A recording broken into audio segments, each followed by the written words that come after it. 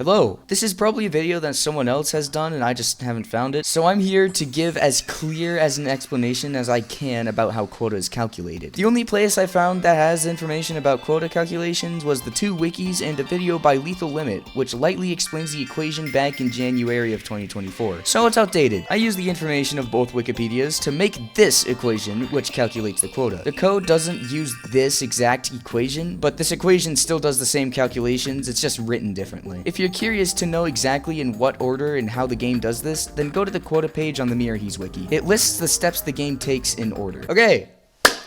There are 3 main parts of this equation: the important part, the MFR part, and the rest. This equation does have variables, as in variables from algebra. If you don't know what that is, I'm surprised you're playing Lethal Company, but they're basically a letter that represents a number. The neat thing about them is that you can change the number that the letter represents, which will be very, very important for this equation. If you remember the rules of PEMDAS, the parentheses gets calculated first, so let's start with...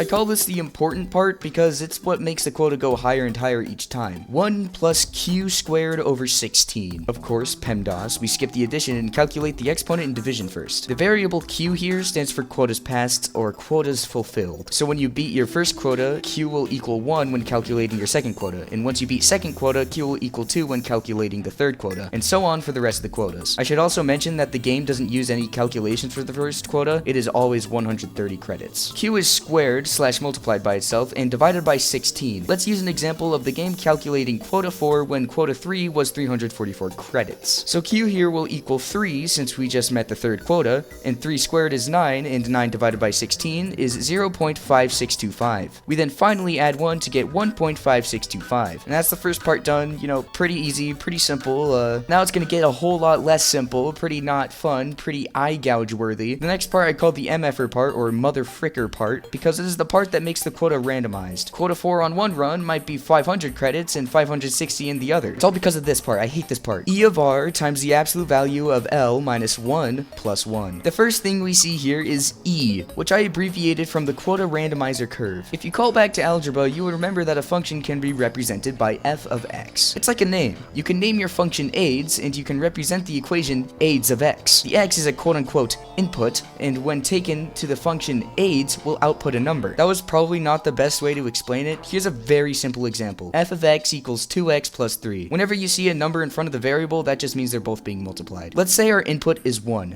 Therefore, x will equal 1. So f of 1 equals 2 times 1 plus 3, which is 5. Let's input 3 into f of x. So f of 3 would equal 2 times 3 plus 3, which is 9. Now back to Lethal Company. I represented the randomizer curve function as e of x, but my input isn't x. My input is r times the absolute value of L minus 1. If you don't know what absolute value is, think of it as a way to get rid of the negative symbol on a number. The absolute value of negative 3 is positive 3, and the absolute value of positive 3 is still 3. Now, you may be wondering why I even have a function in this equation. E of x is a function in a function. Why don't I just incorporate the equation E of x represents into the quota equation? Well, you scrumptious viewer, I don't know. E of x represents an equation I cannot find anywhere. Not on the fandom, not on the Mirrorhees wiki, not on the outdated video, not on a Reddit thread. I probably should look around on Discord or something, but I don't know what E of x is. However, we do have a graph of it. If you didn't know, functions are able to be graphed where the horizontal x-axis is the input and the vertical y-axis is the output. We literally have a graph of E of x, but not the equation. There are methods to find an equation from a graph, but I'll be honest with you, I don't know how to do that. If anyone watching can comment what the equation to the quota randomizer curve is, I will give you a big fat smooch. Geosul, your username's on the graph. Where'd you get this? So Lethal Company was made in Unity, and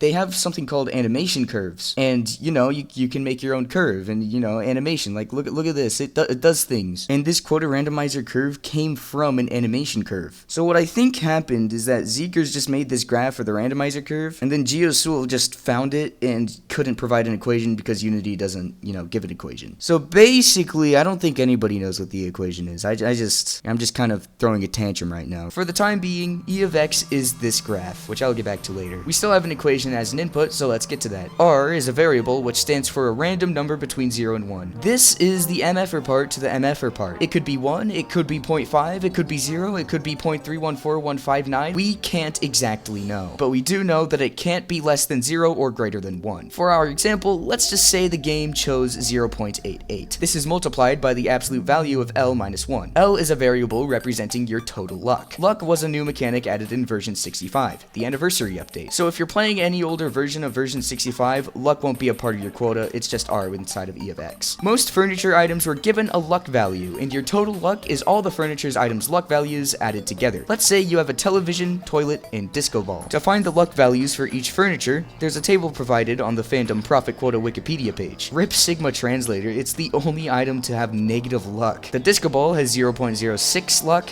the television 0.02, and the toilet 0.01. All the values added together is 0.09. Therefore, your total luck is 0.09. It is then subtracted by 1, which equals negative 0.91. And the absolute value of negative 0.91 is positive 0.91. So now we have 0.88 times 0.91, which is 0.8008. That was unintentional, I swear. So now we have E of 0.8008. Therefore, our input to E of X is 0.8008. As I said before, the X is the input. So let's go back to the graph, which is E of X, and find 0.8008 along the X-axis. And since precision doesn't really matter for the graph, let's just say the input is 0.8. Let's drag a straight line up to E of X and see where it lands on the Y-axis, which will be the output. It's a little bit above 0.1, so let's say the output is 0.12. Therefore, the output of E of 0.8 is 0.12. And to finish off the MFR part completely, we add 1, getting 1.12. The final part is everything else in the equation I haven't talked about yet. First, the important or MFR parts are multiplied by 100. Only multiply one of the parts by 100, not both of them. The last bit of the equation is the variable P, which represents the previous quota. In our example, the previous quota was 344 credits, so P is 344. Now,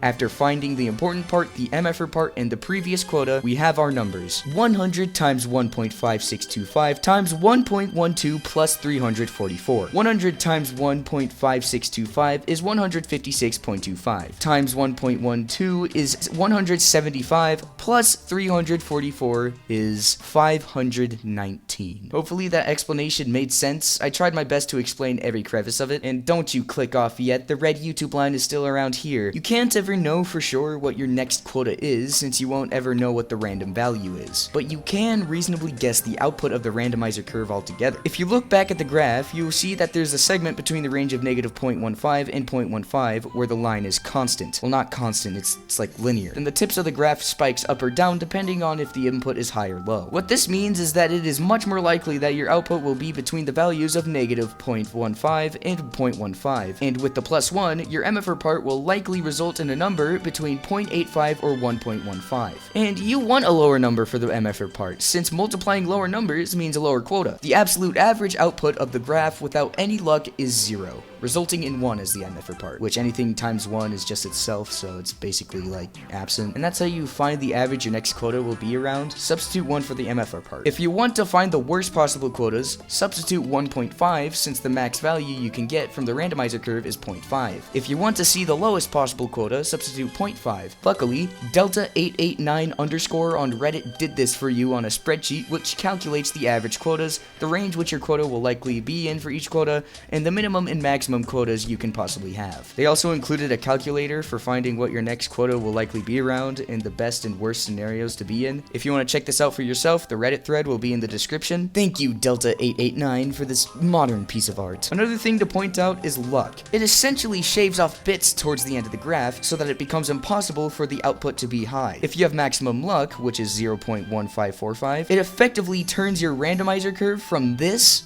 to this. That spike at the end is just gone, meaning it is impossible to multiply your quota equation by numbers greater than 1.15. It was already unlikely to get your output near 0.5, but now it's outright impossible, and that's really nice. Anything to counteract the bad luck this game throws at you is great. So if you see a disco ball or television in the shop, make sure to buy it before you launch off the company building. One last thing to mention is that your quota depends on your last quota, so having lower quotas in general will make your next quota lower. So again, make sure to check the shop for any good furniture items. Alrighty, you probably humble viewers, I'm gonna go lose a game of solo Monopoly again. I should probably talk more to people. If I got anything wrong, make sure to point it out in the comments and I might pin it, or I might just pin my own comment listing all my errors. If you have any questions, I might answer them if I happen to know the answer. I usually read all the comments on my videos, and remember, I am dead serious about that smooch.